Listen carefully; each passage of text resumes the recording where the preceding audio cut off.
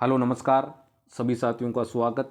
तो आज के इस वीडियो में अपन बात करेंगे त्रिभुज से संबंधित जितनी भी प्रॉपर्टी है उसके बारे में। कहने का मतलब है सबसे पहले अपन बात करेंगे त्रिभुज की परिभाषा के बारे में कि त्रिभुज की परिभाषा क्या होती है, फिर त्रिभुज से संबंधित कंप्लीट सूत्र और आपके त्रिभुज के प्रकार, यानी त्रिभुज कितने प्रकार के होते हैं उसकी परिभाषा सहित अपन पढ़ेंगे, उनके सूत्र सहित अपन पढ़ेंगे और त्रिभुज से संबंधित सूत्र यानी त्रिभुज का क्षेत्रफल और आपके परिमाप, विकर्ण, इनसे संबंधित अपन सूत्र पढ़ेंगे। तो जरूर आपका ये जो आज का वीडियो है बिल्कुल इम्पोर्टेंट होगा, 100% आपको इम्पोर्टेंट होगा, क्योंकि आपके अगर कभी भी भविष्य में त्रिभुज से संबंधित कोई कंफ्यूजन हो तो जरूर आप क्लियर कर सकते हैं। आज के वीडियो को लास्ट तक देखें। तो सबसे पहले शुरुआत करते हैं त्रिभुज की परिभाषा के बारे में। तीन रेखाखंडों, यानी रेखाखंड किसे बोलते हैं भाई, इसे आप बोलते हो रेखाखंड। क्या बोलते हो भाई, इसे अपन बोलते हैं रेखाखंड। तीन रेखाखंडों से घिरी बंद आकृति, कहने का मतलब है रेखाखंड कितने होते हैं भाई, तीन होते हैं। तीन रेखाखंडों से घिरी बंद आकृति त्रिभुज या त्रिकोण कहलाती है, जिसमें कोणे कितने होते हैं भाई, तीन कोणे होते हैं। कहने का मतलब यह है तीन रेखाखंडों से घिरी आकृति क्या कहलाती है, त्रिभुज कहलाती है। त्रिभुज में तीन भुजाएं और तीन कोण होते हैं। त्रिभुज में भुजाएं कितनी होती है भाई, ये देखो, पहली भुजा, दूसरी भुजा और ये तीसरी भुजा। पहला कोण, दूसरा कोण और तीसरा कोण। त्रिभुज में कितने कोण होते हैं भाई, तीन कोण होते हैं। और त्रिभुज में भुजाएं भी कितनी होती है, तीन होते हैं। और यानी अपने को ये भी कंफर्म होना चाहिए कि त्रिभुज के सभी कोणों का मान कितना होता है, 180 डिग्री। कितना होता है भाई, 180 डिग्री होता है त्रिभुज के सभी कोणों का मान। तो अब एक चीज आपको वापस कंफर्म कर दूं, तीन भुजाओं से या तीन रेखाखंडों से घिरी बंद आकृति त्रिभुज कहलाती है। और त्रिभुज के तीन भुजाएं होती है और तीन ही क्या होते हैं, कोण होते हैं। यानी रेखाखंड होंगे तीन, बंद आकृति बनेगी, जिसे अपन क्या बोलते हैं, त्रिभुज बोलते हैं। इससे संबंधित अब आते हैं त्रिभुज के प्रकार पे। त्रिभुज कितना प्रकार के होते हैं। पहली चीज है त्रिभुज के भुजाओं के आधार पर, यानी त्रिभुज में भुजाएं कितनी होती है भाई, भुजाएं होती है आपके तीन। यानी उन भुजाओं के आधार पर त्रिभुज के कितने प्रकार होते हैं भाई, उन पे चलते हैं वापस। भुजाएं भी तीन होती हैं और प्रकार भी कितने होते हैं, प्रकार भी तीन होते हैं। कितने प्रकार होते हैं भाई, तीन प्रकार होते हैं। तो पहला प्रकार कौन सा होता है, समबाहु त्रिभुज। सबसे पहले तो पहला प्रकार कौन सा होता है भाई, समबाहु त्रिभुज। एक समबाहु त्रिभुज में सभी यानी तीनों भुजाओं की लंबाई बराबर होती है। कहने का मतलब यह है, समबाहु त्रिभुज का मतलब क्या होता है, तीनों भुजाओं की लंबाई क्या होती है, सेम होती है। लंबाई क्या होती है भाई, बराबर होती है या सेम होती है। तीनों भुजाओं की लंबाई बराबर होती है। समबाहु त्रिभुज या एक नियमित बहुभुज भी कहते हैं, जिसे तीनों कोण 60 डिग्री के होते हैं। कहने का मतलब ये भी आपको ध्यान रखना है, समबाहु त्रिभुज में तीनों कोण कितने कितने डिग्री के होते हैं भाई, 60-60 डिग्री के होते हैं। तो ये अपना क्या हो जाएगा, समबाहु त्रिभुज होएगा। एक है अपना समद्विबाहु त्रिभुज।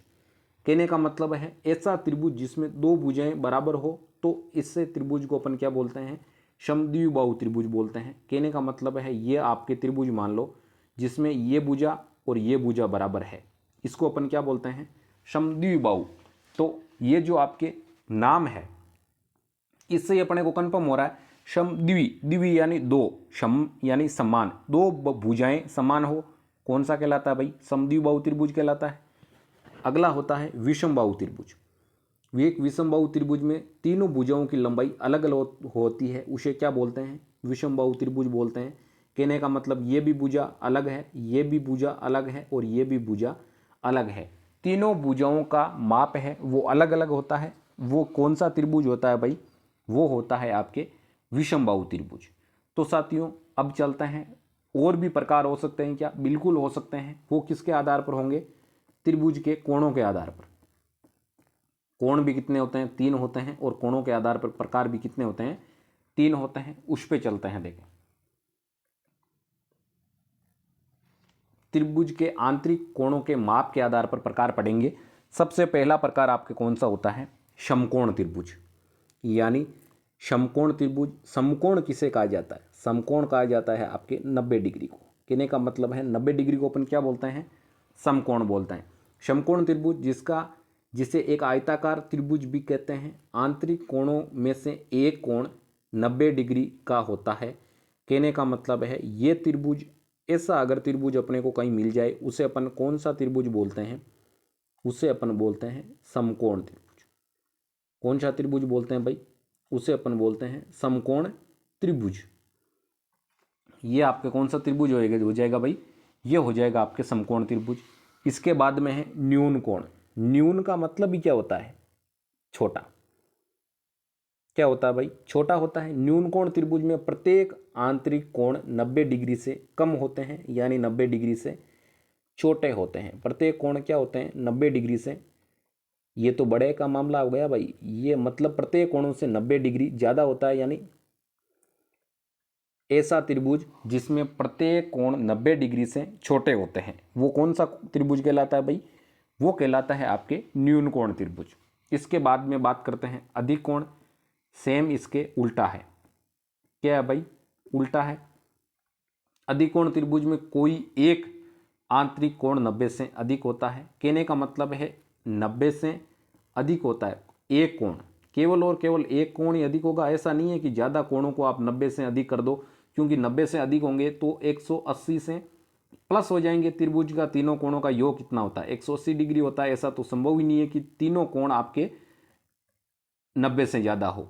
तो आपके अधिक कोण में क्या होता है? अधिक कोण में होता है आपके एक कोण 90 से अधिक होता है, और उसका अगर मैं आपको चित्र बताऊं तो ये होता है भाई। ये जो आपका कोण है वो क्या है? 90 से अधिक है। तो इस प्रकार से अपने को अधिक कोण त्रिभुज का परिभाषा पता करनी है कि अधिक कोण त्रिभुज किसे कहते हैं। ऐसा त्रिभुज जिसमें एक कोण 90 डिग्री से अधिक हो, अधिक कोण त्रिभुज कहलाता है। न्यून कोण त्रिभुज जिसमें प्रत्येक कोण 90 डिग्री से कम हो, कौन सा कहलाता है भाई? न्यून कोण त्रिभुज। समकोण त्रिभुज किसे कहते हैं? ऐसा त्रिभुज जिसका एक कोण 90 डिग्री का हो, यानी समकोण हो, क्या कहलाता है? समकोण त्रिभुज कहलाता है। यानी आपके भुजाओं के आधार पर भी अपन ने पढ़ा था कितनी प्रकार के होते हैं त्रिभुज? 3 प्रकार के। और आपके आंतरिक कोणों के आधार पर भी कितने प्रकार के होते हैं? 3 प्रकार के होते हैं। अब अपन बात करेंगे किसकी भाई? त्रिभुज से संबंधित सूत्रों की, कि त्रिभुज से संबंधित कौन कौन से सूत्र होते हैं। चलते हैं त्रिभुज से संबंधित सूत्रों पे।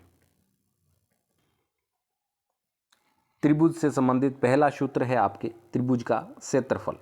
त्रिभुज का क्षेत्रफल किसे कहते हैं? कहने का मतलब है त्रिभुज का क्षेत्रफल अपने को निकालना है, तो त्रिभुज का क्षेत्रफल होता है आपके 1/2 इंटू आधार इंटू ऊंचाई।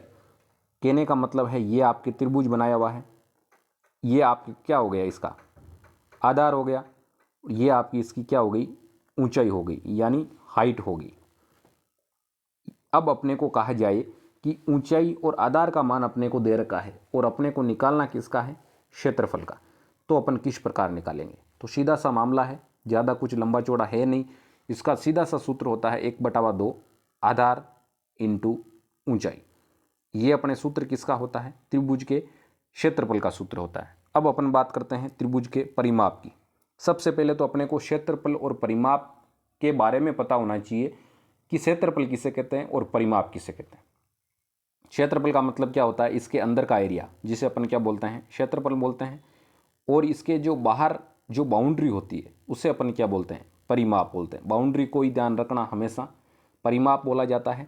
और परिमाप होता क्या है? त्रिभुज का परिमाप का फॉर्मूला कुछ नहीं होता है, अपने को क्या करना पड़ता है? सभी भुजाओं का योग, यानी अपने को सभी भुजाओं को आपस में ऐड कर दो, वही क्या हो जाएगा?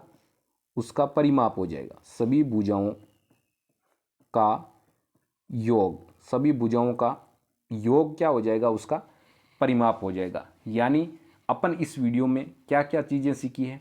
एक तो त्रिभुज से संबंधित परिभाषा, त्रिभुज किसे कहते हैं? 3 रेखाखंडों से घिरी बंद आकृति त्रिभुज कहलाती है।